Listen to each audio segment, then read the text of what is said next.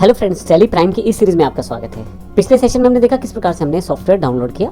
आइए इस सेशन में समझते हैं इस सॉफ्टवेयर को इंस्टॉल कैसे करेंगे।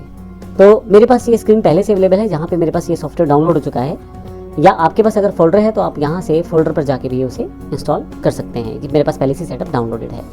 अभी मैं सिंपल आपको बता देता हूँ, यहाँ से आपके पास ओपन का ऑप्शन है, ब्राउजर से ही आप इसे ओपन करके कर सकते हैं, या अन्यथा आप डबल क्लिक करके setup.exe को अपने फोल्डर जहाँ पे सेव किया है वहाँ से भी एग्जीक्यूट कर सकते हैं। मैं अभी इसे ओपन कर देता हूँ।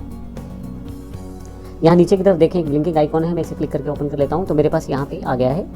आप जब टैली प्राइम को पहली बार इंस्टॉल करते हैं तो कॉन्फ़िगर कर सकते हैं मोर एक्शंस पे। अभी मैं बिल्कुल सिंपल सेटअप करने वाला हूँ तो इंस्टॉल कर देता हूँ। यहाँ मेरे पास इंस्टॉलेशन शुरू हो गया है।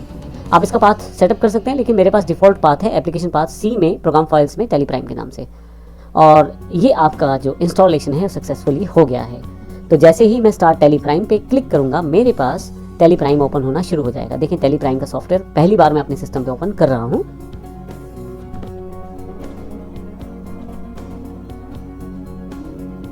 तो मेरे पास टैली प्राइम का इंटरफेस ओपन हो गया है। अब मुझे केवल इसको एक्सेप्ट करना है।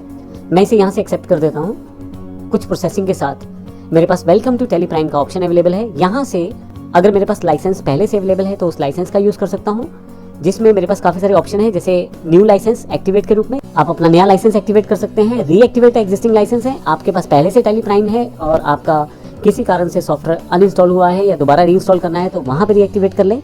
अगर आप लाइसेंस नेटवर्क से चाहते हैं तो वो कैसे इंस्टॉल होगा, वो यहाँ से सेटअप हो जाएगा।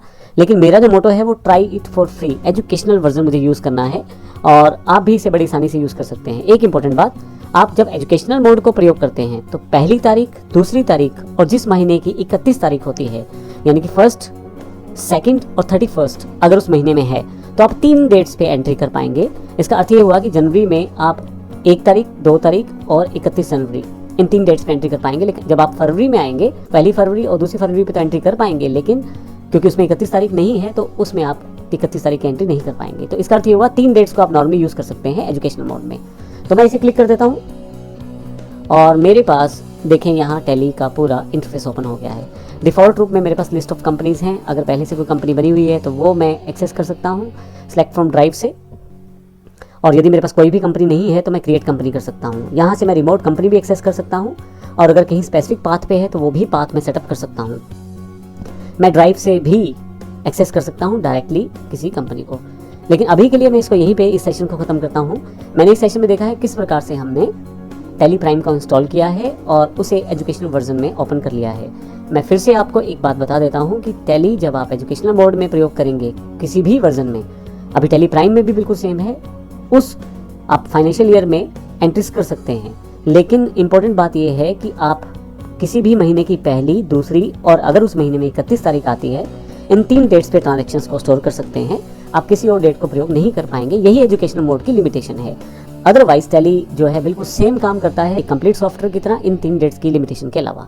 तो नेक्स्ट सेशन से हम देखेंगे टैली का इंटरफेस क्या है, यानी कि टैली प्राइम में इंटरफेस क्या है और किस प्रकार से हम इसको एक्सेस कर सकते हैं। धन्यवाद।